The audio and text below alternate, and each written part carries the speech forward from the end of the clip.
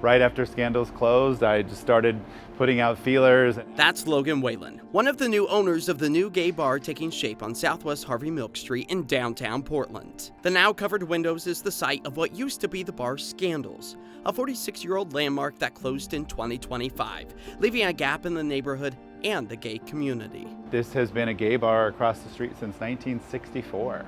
We have really seen the streets just feel, in the winter I would have said dark, and I didn't, nothing bad has happened, it just feels quiet. Now Logan and his team are hoping to bring light back to the area. So we're gonna be called Camp, as camp has two meanings: camp, PNW vibes, let's go to camp, let's go camping, all of that good stuff, plus being gay and camp. Celebrating the campiness of what once was a thriving gay neighborhood is part of what drives Logan to make sure it'll live up to the late Harvey Milk's legacy, who was one of the first openly gay elected officials in the U.S. This is my barbershop. Oh yeah, Logan also owns a barbershop.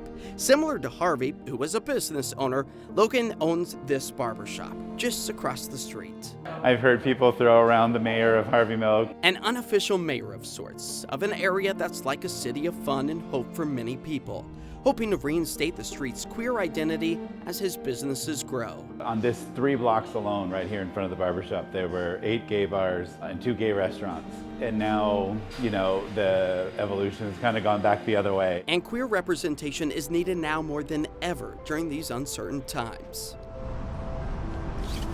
You have a family out here, if it's chosen family, how dare you?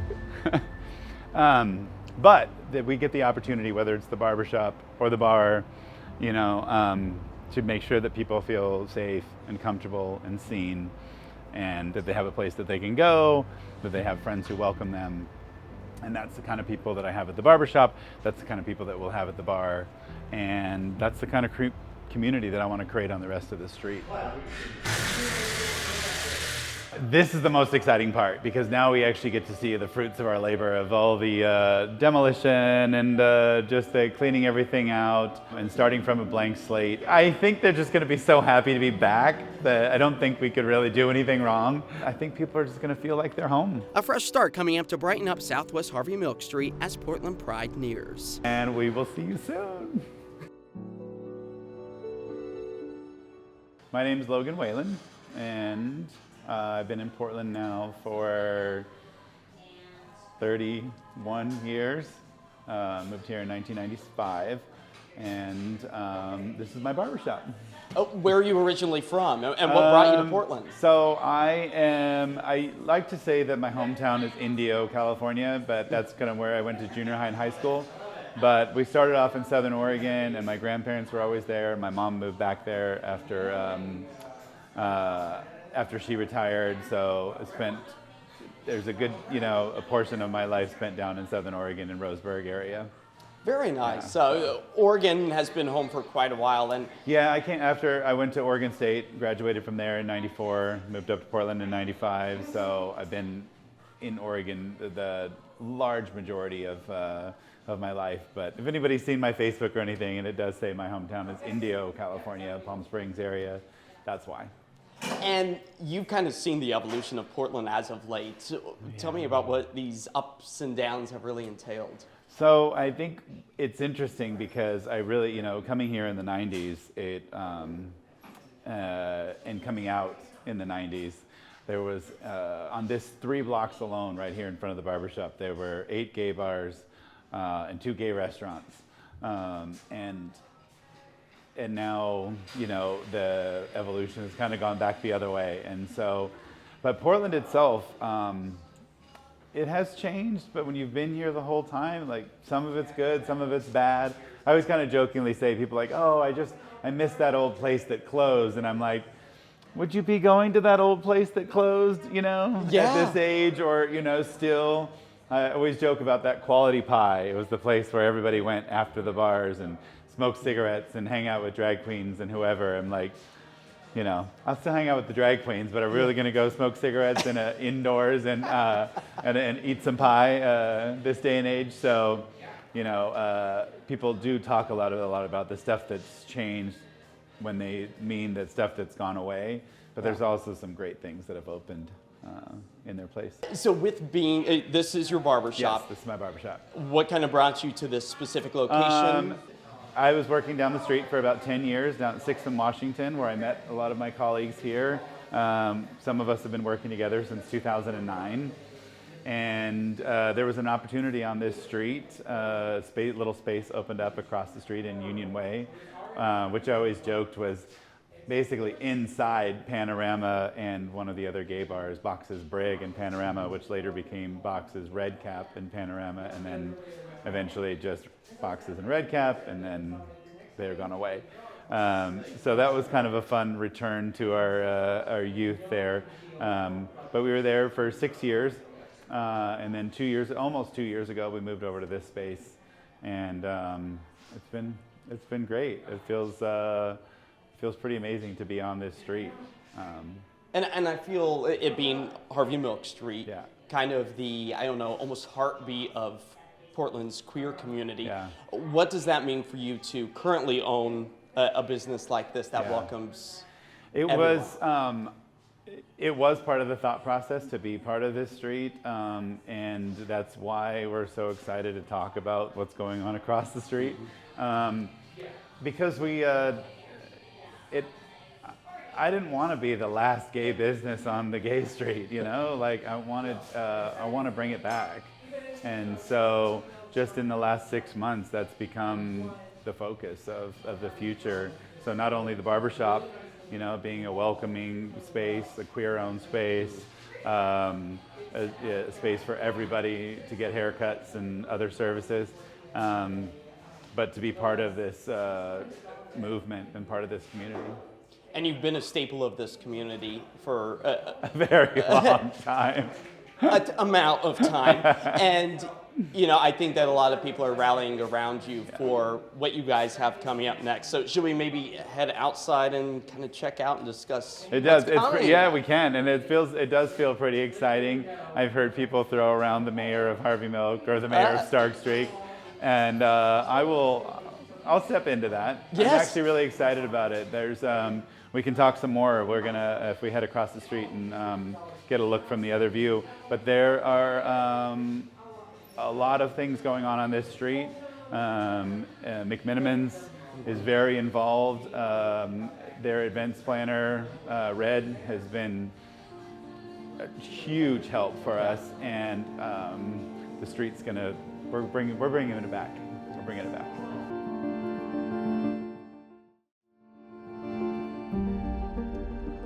We're outside your barber shop. Outside. And there it is. There it is. I'll break the ice. Okay. It used to be the Scandals Yes. location, kind of a heartbeat of this area. It really was. Closing about a year or so ago. Is Yeah, that right? last September, and we have really seen the streets just feel. In the winter, I would have said dark, and I didn't. You know, nothing bad has happened. It just feels quiet. Even in Yeah. the winter, there was people over there, the lights on, some people standing outside on any given night of the week, and just that happy hour vibe, that vibe, like you said, the heartbeat of the street. I mean, 21 years, I think, in that spot. I'm not sure exactly how many in the Scandals was down the street over there, but this has been a gay bar across the street since 1964. 1964. I actually have a history book that a friend recommended that has a history of gay bars in the Pacific Northwest, and as part of one of the sections, and yeah. And it's listed in there. And the great story behind it is the family that opened the bar, called Three Sisters, heterosexual straight couple, just nice and open-minded people. The bar was named after their three daughters, Three Sisters, and they created what we would probably now think of as a safe space, and queer people started congregating there, and they were more than happy to have them. And I really want to honor them, you know, in this with the bar too. So. And it's going to be queer owned. Yes. It's going to be the new hot spot Yes. in town. What has it taken to get to this point? And can you tell us the name? Yes. So we're going to be called Camp. Because camp has two meanings. Camp, PNW vibes, let's go to camp, let's go camping, all of that good stuff. Plus being gay and camp, a la Rocky Horror Picture Show and Birdcage and stuff like that too. I gotta say, I absolutely love the name you guys landed on. When you kind of first told me murmurings about what was happening, you were throwing a few names out there, so I'm so excited that you guys it was a little bit of a road to get to camp, and we whittled it down to 3 names, and we decided to do just sort of a community involvement and just started asking people and doing an actual poll. And settled on camp. It was kind of the overwhelming majority when we started asking around, and the vibe of the place is going to reflect that. Imagine Studio 54 meets summer camp 1980. You know, really we're gonna disco balls and camping together. And that's kind of a thing. Right now, behind us, everything's all kind of taped up. Yes. For people who had previously been to Scandals, are they expecting to come in and see the same looking environment, or what is going on behind I think the blue tape? What we're hoping for is people should expect that they are going to be in the same vibe, the same environment, that happy hour, everyone's welcome, the place you go after work, the place you go before you go other places, the place you know, that we get together to watch Drag Race, all that kind of stuff. Those same vibes, but with just a little bit of a different look. And I think that's exciting and gives it a breath of fresh air. And I know on social media you guys are doing a great job of just dropping little teasers here and there. Shout out to Rowan Beal for that. Rowan Beal Designs, anybody. Fantastic. And talk to me about what kind of the murmurings, people walking by that you've heard. That has been almost overwhelming. I mean, in just a few short months, the amount of followers we have on Instagram, I've had a dozen people come into the barbershop and be like, hey, I just wanted to say great job on the bar. We're so excited. People have stopped in to say they have an idea about you know, a certain event or a certain group that they want to have there. We have actually an Instagram post up right now asking people for their wishes for events and stuff. Like, what do you want to see? What do you want to do? What do you want us to host? All of that. So I encourage everybody to go on and give a response. I'm going to repost that a few times. We'll get that out there because we really want this to be community involvement. In fact, that's been one of the most exciting things about so far is the amount of people that just are stepping up to help, stepping up with ideas, stepping up to volunteer, everything. Yeah, and it almost kind of makes it not only feel like a sense of you're doing this all alone, but you have the entire city's support in trying to lead where this goes. What do you think that it means to have a space like this open to the queer community? So I have heard from everybody that there isn't a place like this in town. Other places have more of a niche, maybe more of a nightclub, more of a, you know, just certain different aspects, but we're missing that sort of gay bar. Yeah. And so that's kind of what the vibe is, and just the amount of comments and the amount of text messages and emails and stuff about, we can't wait, we need this so bad. And even to those people who are just missing what Scandals was, we really want to make sure that that's what we bring back, just with a little bit different of a aesthetic. And when you say we, tell me a little bit about the team that's kind of surrounding so you. There are 5 partners in this, and we are, I started putting the word out there because I knew that I couldn't do this on my own.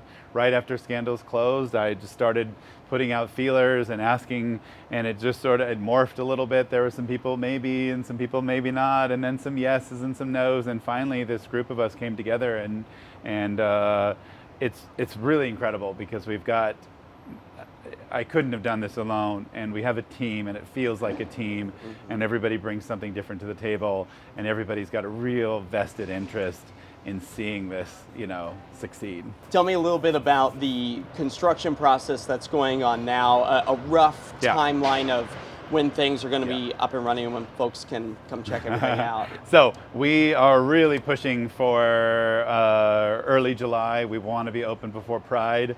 Right now, if we look across the street, it looks pretty dark, but inside there are, I think, about 8 people working right now. Our general contractor is in there. Our general manager is in there, all putting all this stuff together. It was down to the studs over the weekend, and now it's going to be built up and be filled with studs. Starting from scratch, basically. Starting from scratch. With the hiring process, too, what are you guys, are you opening the doors saying, hey, come chat with us? What's that kind of process?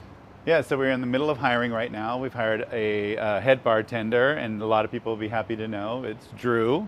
And Drew was one of the more popular bartenders there. He was there for a long time. And I think that actually brings something back to it, that it's a comfort level, you know. Familiarity. He has familiarity. Like I said, we don't want to change that vibe. You know, it's just it's basically a remodel and a little bit new vision, but that's about it. Can you tell me a little bit, and I think maybe this is unique to queer spaces in particular, that when you're saying a bartender, it's not just a bartender you get a drink it's really from. important. They become family. Talk to me about that dynamic. So that's been interesting for me too, because of course, as someone who went to the bar, to Scandals and to the other bars that were on the street, those bartenders were everything. There was Dan at Boxes for years, you know, and then he was out at Silverado for years, and and having Drew across the street, you know, especially since my barbershop's right across the street. Those are people that I interact with all the time. And Monroe, the manager, you know, Matt and Monroe. Monroe's been really, really helpful in all this process, but those people create community. Yeah. And so it does make it a little bit difficult, and I'm really glad to have Drew on board, because one of the difficult parts is finding those people that are going to fill the rest of those positions and creating that same sort of vibe, but with a bit of a new team, you know. Not everybody has is or wanted to come back, so. That's really special, and I know just hearing from all the other spots that I go in town, they're like, this is going to be a cool spot. Bring life back to Portland. But, you know, we live in a very unique area where I do feel like it's very accepting, especially during these political times of uncertainty. What does it mean for you to be starting a new business in an old space during such a difficult time? That's interesting, because there is that a few different aspects. That one is knowing that we're bringing back something that has been so long in that place, something that's such a long-standing institution, really, in that space, and those are big shoes to fill, right? But also that even though we do live in a bit of a bubble here, a bit of a safe bubble, you know, I had one of my clients in the barbershop the other day say that he's just worried sometimes that we think things are better than they are because of where we live. And that kind of hit home, because it reminds you that we need pride, and we need queer spaces, and we need spaces that are ours, and the places where people feel comfortable and everybody feels welcome. And so even if those are big shoes to fill, I just think that Portland is so ready for it. So I agree. And kind of speaking on that queer point of it being Pride season, I would say, Pride here in season, Portland. I love it. I'm a big fan of the new dates. Are you? Okay, yes, tell me about sorry, that. Because for you know, what, 2 decades now or more, 3 decades, anyways. Seasoned. 30 seasons. You know, one year it was 80 and amazing, and the big gay boat ride was fun and everything, and the next year it was 62 and drizzling, and the waterfront was muddy and gross, and you know, and it just even for fathers that are super supportive and total allies, you know, to kind of take away from Father's Day, for some people that was always kind of a balancing act. And now, like, I remember just going to Vancouver, BC Pride in August, thinking, why don't we have ours later in the year? And now we're coming up, is this the 4th year? 4th or 5th. Yeah, since I've been here, so yeah, probably. So, so far we've had great weather every time. Met my partner at Pride? At Pride. Oh, that is fantastic. I didn't know that. Yeah, they, my best friends from Seattle came down with a group of Seattle guys, and here we are 3 years later. So I know it's been going for at least 3 years now. Yeah. I think that was the 2nd year. So this will be the 4th year. Okay. Yeah. And kind of just. And it just like that I'm a super big fan of the new dates, and so we'll talk about Pride season. Yeah. What you were going to ask about? Yeah. So just Pride season. What do you think? What would you maybe advice you would give someone who is struggling with coming out? Oh, you're going to put that on? Yeah. Well, what advice Yes. would you give them? I'm not sure what advice I have, except to say that you have a family out here. If it's chosen family, how dare you?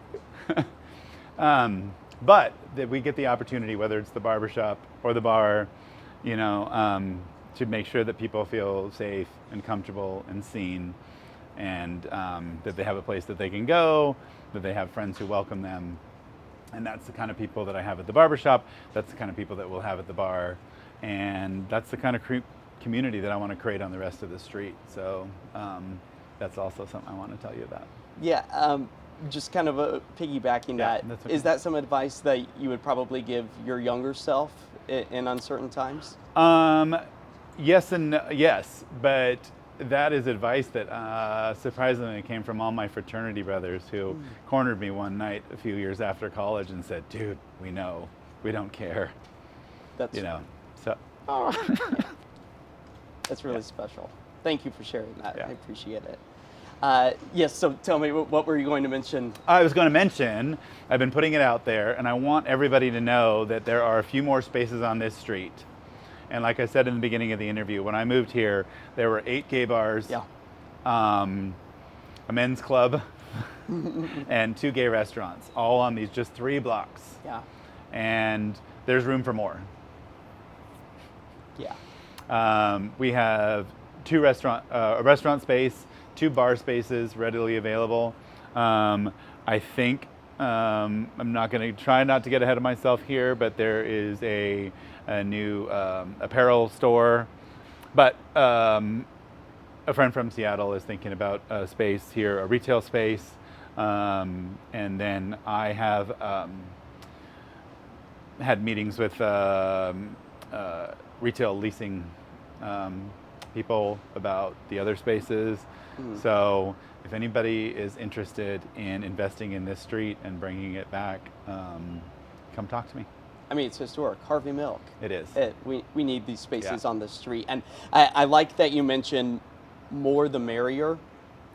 I know maybe that's shocking to some businesses that they're like, no, I want this to be the only spot. Why do you say more? I think it was never an issue. There was 8 bars, 8, and they were all fine. They were all busy, and they were all together.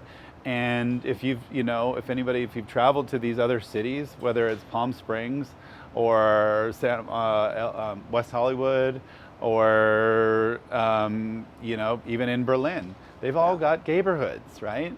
And in every one of those, there's a whole bunch of bars right close together. And we want to work together. It's certainly not going to hurt our business to have more, because they're inevitably going to be somewhat different. I think one of the things that people had, when we talked about camp being a space for everybody, LGBTQIA plus everybody, that there was some reaction like, why can't we just have a gay bar? And my answer to that was, we can. Let us get the place for everybody open first. Yeah. And then let's start building on top of that, because that's what it was before. There was a gay cocktail bar. There was more of a sports bar. CC Slaughter's used to be kind of country western bar. And the Eagle was over here and stuff. So we can have all of those things. Let's get this one started first, and then we can Expand and upon we can from there. expand upon it from there. And I know a lot of folks are happy and excited about camp. Yeah.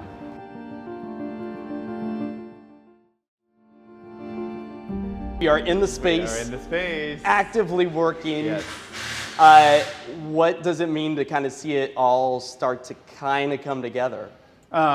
This is the most exciting part because now we actually get to see the fruits of our labor of all the demolition and just cleaning everything out and starting from a blank slate and just some drywall and some things like that. It's really, really, really exciting.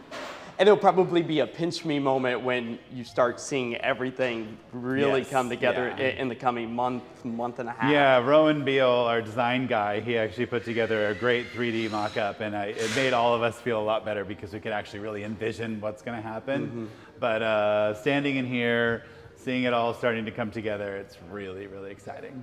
And what do you think will be the reaction to the community when they first step foot in here and see everything? I think they're just going to be so happy to be back that I don't think we could really do anything wrong. The bar's still going to be where you expect it to be. All that kind of stuff is going to be the same. We are doing the outside seating in the way it was about 10, 12 years ago to kind of push people together to maybe sit with people you haven't met yet and stuff like that. So there's some things like that we're really excited about. But otherwise, I think people are just going to feel like they're home. And just in time for Pride season. And just in time for Pride season, we will definitely be open for Pride. Where can we follow along to see when the official announcement is? The best place is our Instagram, Camp Bar PDX. We also have a Facebook page and a website, campbarpdx.com. We'll be putting everything on there, but I think the most official place where you're going to really see those announcements is on Instagram. Perfect. So give us a follow. Yes. And we will see you soon.